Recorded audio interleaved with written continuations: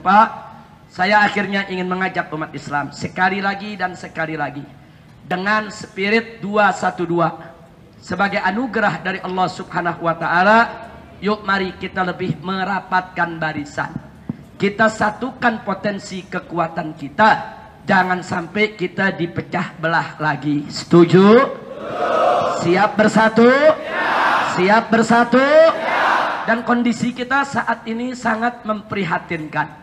Saya bisa gambarkan begini saudara. Saya pribadi, kondisi saat ini, andai kata saya menginjak seekor semut tidak sengaja di atas ranting, niscaya semut itu digiring ke kantor polisi, disuruh buat laporan saudara. Dan rantingnya dijadikan barang bukti saudara.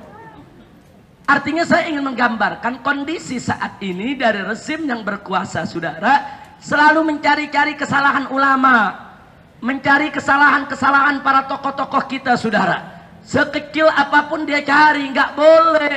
Dan lucunya, kalau ada yang mendukung pemerintah, ikut pemerintah, muji pemerintah, biar salah nggak diproses saudara.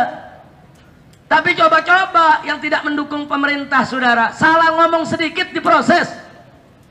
Luar biasa saudara. Itu Bupati Purwakarta 3 kali melakukan penistaan agama, 3 kali dilaporkan oleh ulama, enggak diproses. Saudara, ada apa? Giliran ada habib, ada ustadz, ada ulama, saudara dilaporkan sedikit, sigap, langsung diperiksa. Apa maksudnya saudara? Enggak boleh ada diskriminasi macam itu. Hati-hati. Anda memusuhi dakwah, memusuhi ulama, nanti Allah akan menghancurkan Anda semua. Betul? Betul? Allah itu meninggikan kedudukan para ulama. Allah nyatakan yarfa'illahu alladzina amanu minkum walladzina utul ilma darajat. Allah meninggikan kedudukan orang-orang yang beriman di antara kamu dan yang memiliki ilmu beberapa derajat. Allah yang maha tinggi saja meninggikan derajat ulama. Allah yang maha mulia saja memuliakan kedudukan ulama saudara. Ini tahu-tahu ada manusia saudara tinggi enggak, mulia enggak, ingin merendahkan ulama. Ittaqullah. Kita sebagai hamba Allah wajib memuliakan ulama yang dimuliakan oleh Allah. Wajib saudara mencintai ulama yang dicintai oleh Allah. Wajib untuk meninggikan kedudukan para ulama sebagaimana ditinggikan oleh Allah. Saudara, kalau Allah meninggikan para ulama, Allah memuliakan para ulama, Allah menghargai para ulama, kemudian ada manusia ingin merendahkan ulama, berarti itu manusia angkuh, manusia tongkak, manusia sombong. Saudara, Allah yang maha besar saja, yang maha suci saja, yang maha agung saja, yang maha mulia, maha tinggi, tidak merendahkan. Masya Allah, kira-kira jelas tidak? Nah ini yang saya mau ingatkan saudara. Jangan suka melakukan rekayasa. Kemarin saya dipanggil oleh Polda Jabar. Saya datang, saudara. Saya dipanggil 2 minggu yang lalu. Saya kirim pengacara. Saya kasih tahu saya tidak bisa datang karena saya sakit. Baru pulang dari Aceh, dari Medan, keliling. Saya kirimkan surat dokternya saudara. Ada surat dokter, pengacara datang, pengacara menyampaikan Habib Rizik nggak bisa datang hari ini, tapi insya Allah nanti panggilan kedua akan datang. Kan udah dikasih tahu saudara. Tapi lain ceritanya di media, Habib Rizik mangkir tidak mau datang. Kalau Habib Rizik tidak datang lagi akan kami jemput paksa. Apa maksudnya saudara? Jadi pejabat jangan jadi provokator. Apalagi jadi polisi jangan jadi penghasut. Yang nggak mau datang siapa, panggil aja saudara. Kalau anda cara memanggilnya sopan, kita datang dengan sopan. Nah begitu saya datang, umat Islam dari mana-mana dengar saya dipanggil, mereka juga datang dari Jawa Barat. Ada yang datang dari Bogor, Tasik, Garut, Ciamis. Kumpullah saudara. Lalu apa yang dilakukan oleh Kapolda Jawa Barat? Kapolda Jawa Barat ini ketua Dewan Pembina LSM yang bernama GMBI. GMBI itu singkatan dari Gerakan Masyarakat Bawah Indonesia. Isinya preman. Isinya preman, tukang mabok, betato, saudara, tukang palak di berbagai tempat, saudara. Nah, yang kita sesalkan, sebelum saya datang beberapa hari ke Polda Jabar, preman-preman ini apelnya di Polda Jabar. Dikumpulkan apel, dapat arahan. Maksudnya apa? Anda ini mau mereksa saya atau mau perang? Lo kan gak boleh begitu Kapolda, saudara, gak boleh. Kemarin sebelum saya datang dari pagi, saudara, mereka sudah dihadirkan. Yang bawa balok, yang bawa kayu, yang bawa bambu runcing, yang bawa senjata. Nggak dilarang oleh polisi. Bahkan mereka lalu lalang di dalam area Polda. Lo Kak Habib tahu, lah kan saya masuk ke dalam, saudara. Saya masuk ke dalam area, kok orang-orang ini boleh begini dalam area Polda. Sementara umat Islam satu pun nggak masuk, saudara. Ada apa? Mereka kumpulkan di depan pintu gerbang, saudara. Nah, tujuannya, saudara, untuk seolah-olah mereka polisi. Tahan Habib Rizik, tangkap Habib Rizik, penjarakan Habib Rizik. Mereka membuat skenario sandiwara. Jadi seolah-olah tuh Habib di depan orang minta Habib ditangkap.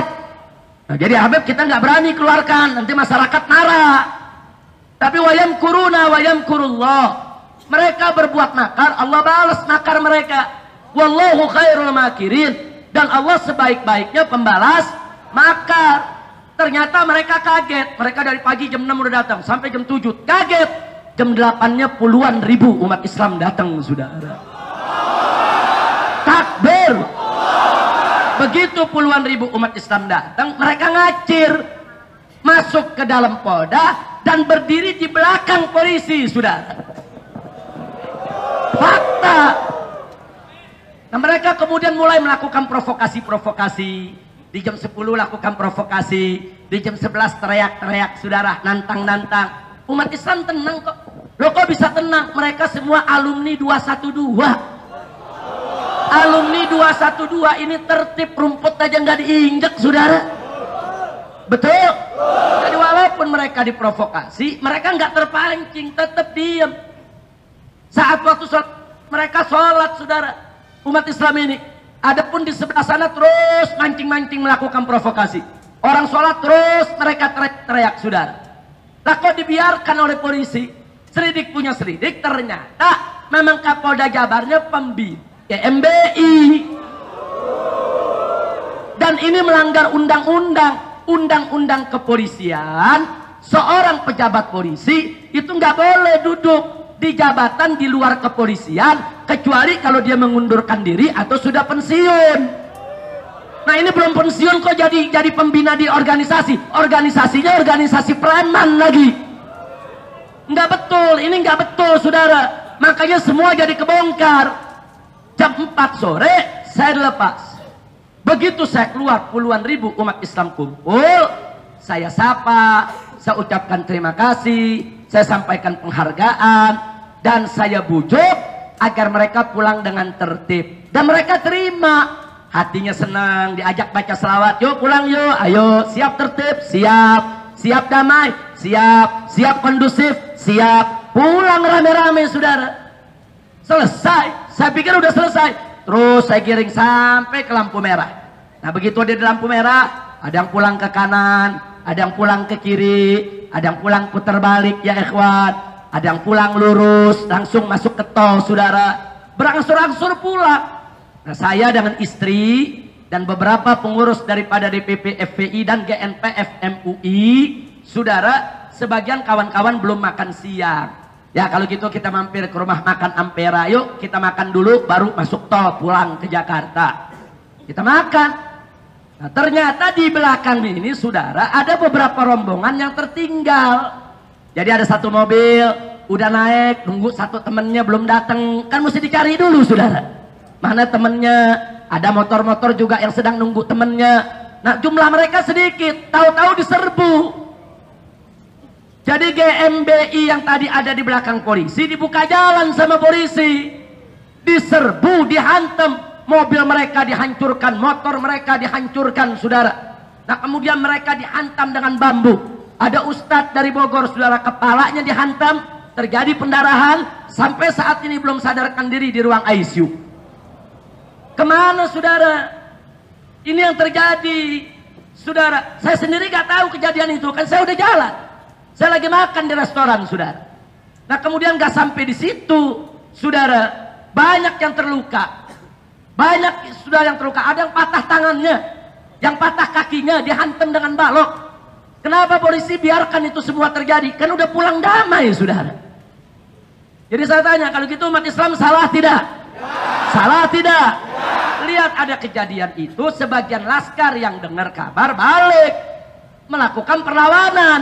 Nah mereka pun juga ada yang luka, saudara. Enggak seberapa, luka lah. Nah, masuk rumah sakit. Yang luka-luka dari umat Islam bawa ke rumah sakit Islam. Yang mereka juga dibawa ke rumah sakit umum, saudara. Nah kemudian selesai kejadian, Kapolda nengokin yang preman, nggak nengokin umat Islam. Jadi preman yang luka ditengokin, kemudian bikin siaran pers mengatakan FPI anarkis. Ada apa, saudara? Skenario jadul. Dipikir masyarakat udah goblok kali semua, saudara. Ini yang terjadi. Nggak sampai di situ, saudara. Begitu kami sedang makan di rumah makan, ada teman-teman perasaannya nggak enak. Beb, kita segera pulang deh.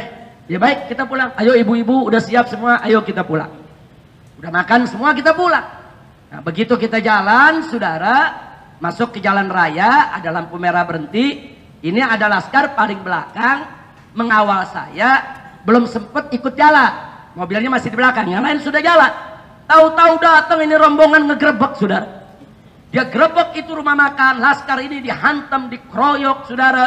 Sampai tangannya ini patah dan pecah di beberapa bagian, saudara. Dan saya sendiri gak tahu, saya sudah ada di lampu merah. Saya pikir udah aman, tenang, saya pulang. Coba Anda bayangkan, 2 menit aja kami terlambat, berarti saya yang akan duel lawan mereka, saudara. 2 menit saja saya terlambat, berarti saya dengan para ustadz, para kiai, ada di situ Kiai Maksum yang ikut makan bersama kami, saudara.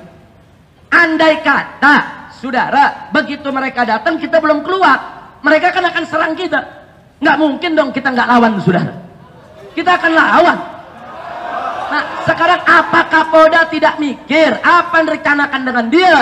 Saudara, dia mau bunuh ulama, dia mau bunuh kiai, dia mau bunuh perempuan. Saya katakan kepada Kapolda Jabar, kalau Anda mau perang sama umat Islam, umumkan saja perang. Betul. Umumkan saja. Hei Habib Rizik, saya tantang Anda perang. Kita perang. Takbir. Ini nantang perang gak berani, di belakang saudara menyiksa ulama, nyerang ulama, saudara. Apa? Nah sekarang kita tuntut supaya Kapolda Jabar ini untuk dicopot. Saudara, setuju? Apa kata Kapolda? Saya sudah prosedur, saya siap dicopot. Saya dari kecil sampai sekarang baru tahu kalau ngerahin preman serang ulama itu prosedur polisi. Saya baru tahu tuh prosedur tuh. Mana ada prosedur polisi kerahkan preman serang ulama. Itu bukan prosedur polisi, itu prosedur bajingan.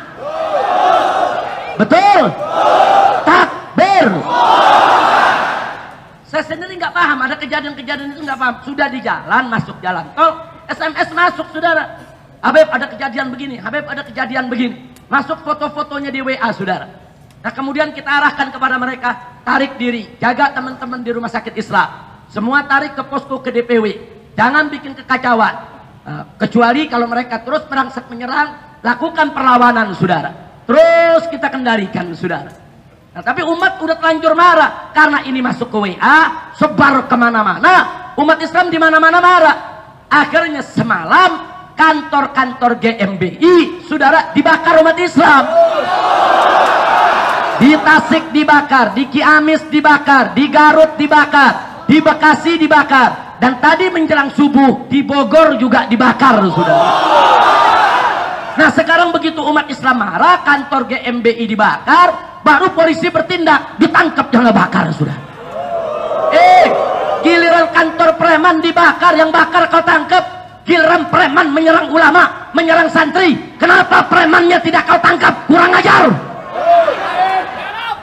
Masya Allah. Mereka panggil, kita datang. Mereka mau periksa, saya siap diperiksa saudara. Mereka mau tangkap, saya tidak takut. Tapi kalau cara mereka mengerahkan preman untuk menyerang ulama dan menyerang santri, demi Allah kami siap ditantang perang kapan saja sudah. Takbir, takbir, takbir.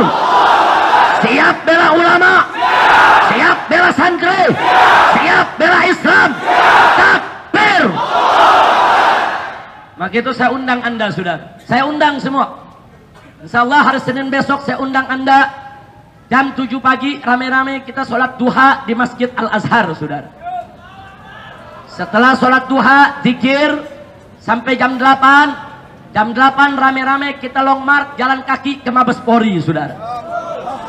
Untuk apa ke Mabes Polri? Minta kepada Kapolri saudara agar Polri dibersihkan dari jenderal-jenderal preman saudara. Setuju? Setuju? Jadi kita datang ke Kapolri, kita minta Kapolda Jawa Barat wajib segera dicopot, betul? Karena sudah melindungi premanisme, betul? Karena sudah kriminalisasi ulama, betul? Karena sudah mengerahkan para preman, betul? Karena sudah menyerang ulama dan santri, betul? Takbir! Dulu saudara yang nyerang ulama dan santri macam ini PKI saudara. Dulu ulama kita nggak pernah takut lawan PKI, betul? Saya mau tanya sekali lagi, siap hadir? Siap datang?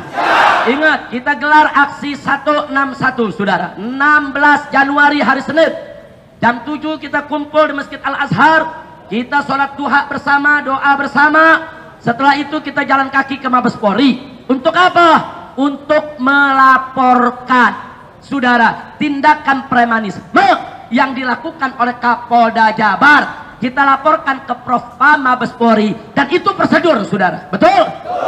Setuju? Pada saat yang sama kita minta Kapolri saudara untuk mencopot Kapolda Jabar. Setuju tidak? Bukan hanya Kapolda Jabar, semua Kapolda-Kapolda yang memusuhi ulama harus dicopot saudara. Setuju tidak? Setuju tidak? Termasuk Kapolda Metro Jaya saudara, yang selalu mengatakan aksi 21 makar, aksi 21 makar. Nggak ada makar dalam aksi 212, betul? Betul? Termasuk saudara Kapolda Kalimantan Barat yang sudah membiarkan orang-orang Dayak menghadang wakil sekjen MUI ingin membunuh ulama. Kurang ajar. Bagaimana itu pemuda-pemuda Dayak bisa membawa senjata masuk ke dalam landasan pesawat saudara? Kemana polisinya? Kemana keamanannya? Coba kalau ulama kami dibunuh, apa kalian ingin lihat pertumpahan darah di Indonesia ini? Nggak ada ulama takut dengan mereka, betul? Saya tanya, siap bela agama? Siap bela Allah? Siap bela Rasulnya? Takbir! Saya ingatkan kepada Kapolda Kalimantan Barat, saudara, dulu saya pernah punya pengalaman beberapa tahun yang lalu, saya datang ke Pontianak. Saya datang dapat 3 hari di sana. Ternyata sang gubernur, saudara yang kafir, itu diam-diam mengumpulkan pemuda Dayak dari daerah, saudara. Diangkut dengan truk-truk untuk dibawa ke tengah kota Pontianak, ke benteng mereka yang disebut rumah adat Betang, saudara. Kami nggak tahu, kami datang, kami dakwah. Saudara, begitu hari terakhir, jam 7 pagi, saya diantar ke bandara, saya terbang. Ternyata jam 8 pagi, mereka salah hitung. Mereka pikir saya belum pulang. Itu 2000 lebih pemuda Dayak dengan parang, dengan mandau turun ke jalan. Mau nyari saya, saudara. Kemudian saya punya spanduk semua dihancurkan oleh mereka. Lalu apa yang terjadi? Umat Islam Melayu di sana tidak terima, saudara. Umat Islam Melayu, hulu balang perangnya nggak terima. Karena mereka yang undang saya. Saudara, bupati yang undang saya. Sultan yang undang saya. Mereka semua marah. Saudara, akhirnya saudara, umat Islam dari semua suku, Melayunya, saudara, Maduranya, Bugisnya, Makassarnya, Butonnya, Banjarnya, semua turun ke jalan, saudara. Dan akhirnya terjadi tempur antara umat Islam dengan mereka. Di tengah kota, enggak televisi, enggak berani menyiarkan, saudara. Saya dikontak, Habib, apa yang harus kita lakukan? Saya sudah mendarat di Jakarta. Saya katakan Anda tidak boleh mundur. Begitu Anda mundur, Anda kalah, Anda akan dipotong, Anda punya kepala satu persatu. Apa lupa peristiwa Sampit? Apa lupa peristiwa Sambas? Bagaimana saudara? 1000 orang Madura disembelih, kepalanya ditumpuk di jalan. Kali ini Anda tidak boleh kalah. Hei umat Islam, akhirnya saya punya suara saudara dari handphone, disambung ke mic dalam masjid, kemudian dikeraskan keluar saudara. Saya minta umat Islam Pontianak, angkat senjatamu, lawan mereka. Umat Islam nggak boleh kalah. Ini manusia-manusia liar. Kalau kalian kalah, kalian akan disembelih. Akhirnya terjadi perang hari itu saudara. Terjadi perang jam 3 sore bertempur di tengah kota. 15 menit pertempuran, 3 orang Dayak mati di tengah jalan saudara. Begitu mereka mati 3 saudara, biang mereka badan besar, tato semua, bubar yang lainnya saudara. Sampai jam 10 terus umat Islam merangsek. Benteng mereka kita rebut saudara. Persis jam 10 mereka telepon saya, Panglima Laskar Melayu, Habib Rizik, ini benteng mereka sudah kita kuasai. Di sini ada anak-anak, di sini ada perempuan-perempuan. Apa yang harus kita lakukan ini? Kita mau bakar ini benteng mereka. Kita katakan jangan. Perempuan jangan kau ganggu. Anak-anak jangan kau ganggu. Kau amankan mereka, selamatkan mereka. Sementara benteng mereka jangan kau bakar. Karena itu rumah adat Dayak. Nanti kalau kau bakar, nanti seluruh masyarakat Dayak tersinggung. Jangan, ini kan yang jahat mereka.